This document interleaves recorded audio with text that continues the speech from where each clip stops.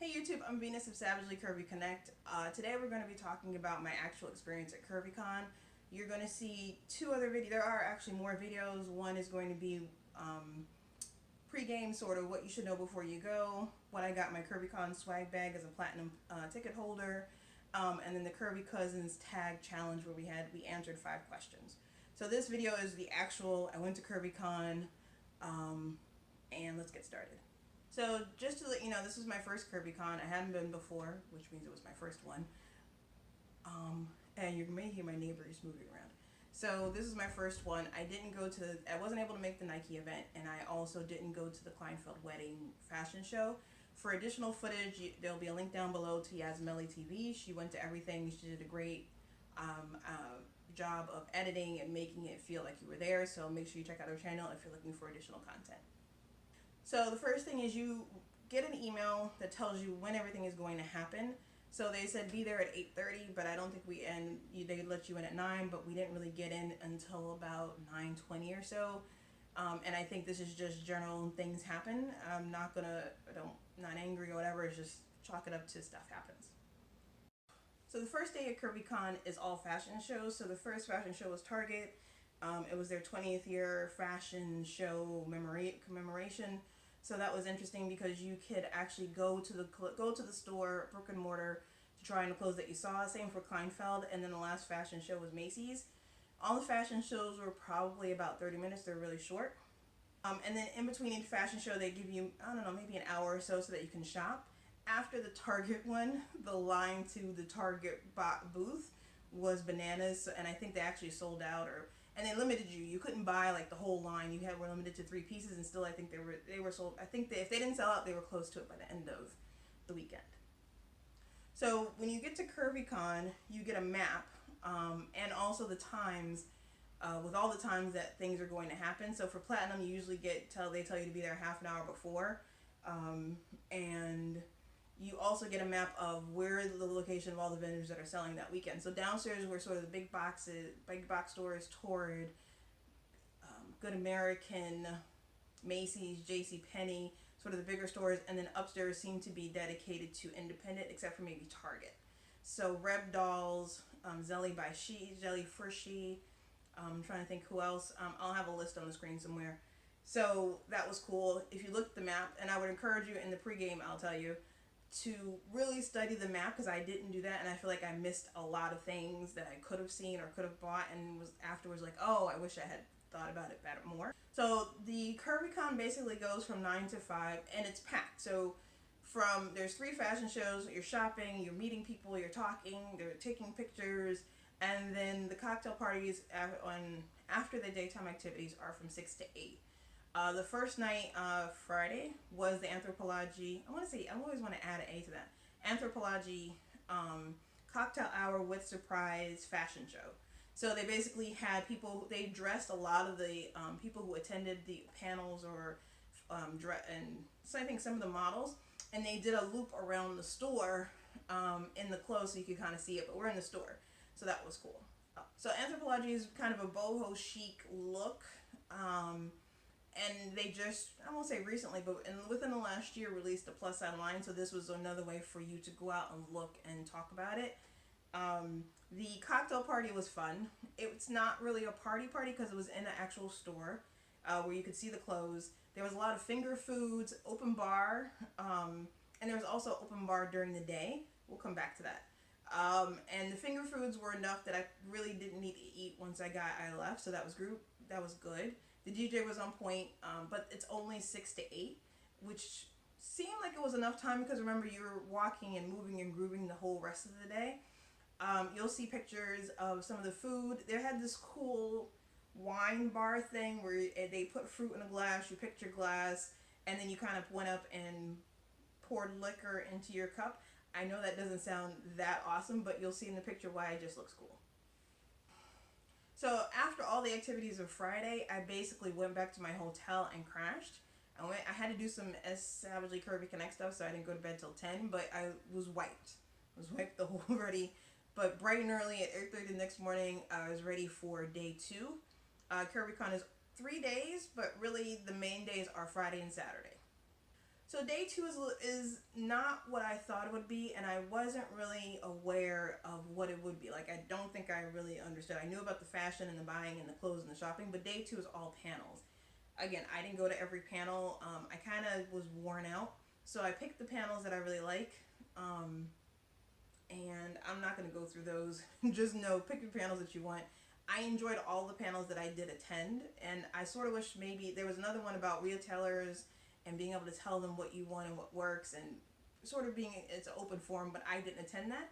Again, because I wanted to do some shopping, I wanted to relax, and I didn't want to have to go. And I think as a general person who's going, you pick and choose the things that you really are.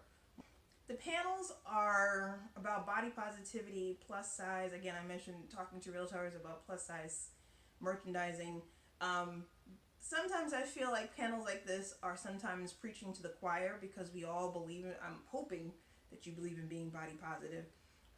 But the thing that I realize is that we're not all at the same level of self-acceptance or self-love, body positive, body love. And it's also nice to hear other people who have the same feelings you might only speak to internally voice what you're thinking in your head, or voice something you've gone through. So it was still really awesome to attend. And just, I felt like it renewed sort of my body positivity warrior armor, if that makes sense, because you come out it feeling empowered, you come out feeling like, okay, I'm not alone, we're a crowd, we have a voice, and there's not a lot of big avenues where you get this kind of thing. So the other side of CurvyCon, outside of the fashion shows and the panels, is there are a lot of celebrities, social media celebrities, people you like, Jamil. Hopefully I'm saying that correctly. She's from The Good Place, but she also is the creator of iWay, which is a body positivity Instagram, YouTube website, and I'll put a link to it. And she told her story. One of her quotes that I love is that cum is thicker than water, or cum is thicker than blood, which is basically if family or friends are not supportive of you, or they are constantly criticizing, always poking at you about your size, whatever, and it's bringing you down and you're just not a better person, that sometimes you need to just walk away. Nobody wants to lose friends or family, but if they're making your life, if they're irking your soul should be happy. Again, this is not me giving advice, I just enjoyed the way that she phrased it. The other person that I was really impressed upon was the militant baker, Jen, and her name will be down below. She kind of came on the stage and was like, look, I'm schwitzing, can we take down the lights? And it wasn't I need to suffer through this for the crowd or whatever, and I think we as plus size people are constantly like, well, I need to just put up with this so that everybody can be happy. And she's like, no, you can take down the lights, we're just going to wait a minute, this is what we're going to do right now, and it's not going to stop the world, it's not going to be the end of the world, this is what's going to happen. The other thing that she mentioned was there was a question about how to deal with medical professionals, and somebody answered, but she followed up with the whole, just because you're plus size doesn't mean you somehow give up your people should still respect you. The question to you is, as a provider, as the person who's coming into a health office, the clinic or whatever, how would you want your healthcare provider to discuss with you about health, about weight, about risk factors and things? Because I feel like that's a discussion that we don't talk about in health. And there's a lot of people who have come to my office that said, I've never had this experience before. There's a positive experience from other providers, because it's always been a negative thing. So how would you want to talk to you? I'm gonna jump in, actually. Sorry, Mickey.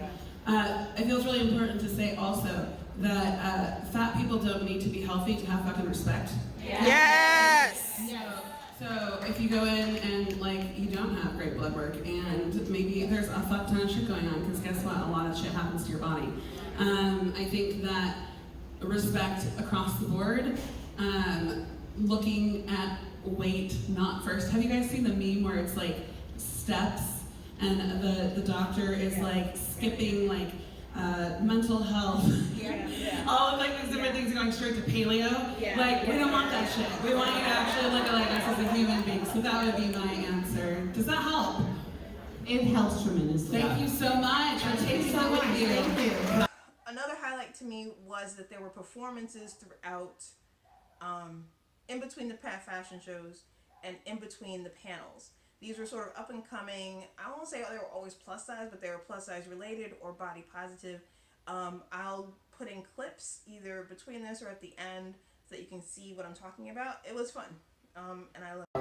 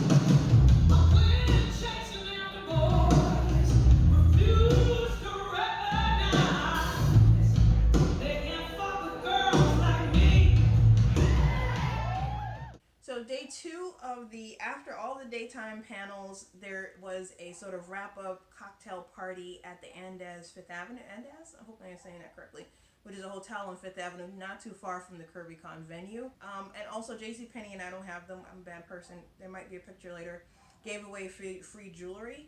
And that was gave away free jewelry. So that was good. You'll see all the food, and again, I'll talk about this in a minute, but you can see all the food that was passed around. It wasn't like you went and then you starved, and even during the regular event, there was food and finger foods, and I don't think at any point that I was super starving.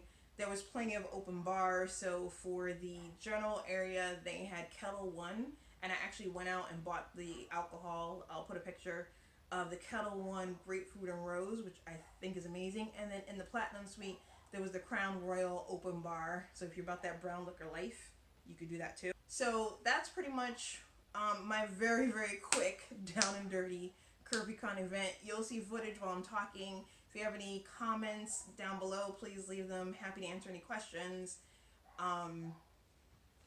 There's going to be another video about which ticket you should get, what you should know before you go, what I wish I had known before I go. So make sure you follow all the series of videos, and you can pick and choose. There will be timestamps in all the videos to try and help you get to the point that you really want to see. Thank you for watching, and have a great day. If you like this video, make sure to subscribe. Thank you for watching.